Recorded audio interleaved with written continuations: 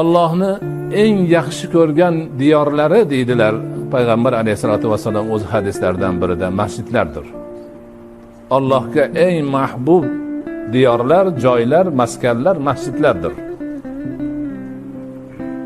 Fuqaholarimiz aytadilarki, bir odam qizishib ketdi-da, qandaydir bir janjalning ustida boshqa bo'lib, menga bu dunyoda turish haromdir, agar tursam falon bo'lay deb qasam ichib. Ammo yo'q, dunyo qanaqa qiladi buni qasamini, qasamxo'r bo'lmaslik uchun nima qilamiz desa, masjidga kirib olsa qasamxo'r bo'lmaydi deydi. Chunki bu dunyodan emas masjid. Allohning uyi bu. Mana shunday darajada buyuk bir maskanlar hisoblanadi masjidlar. Muborak joylar hisoblanadi. Muazzaz joylar hisoblanadi.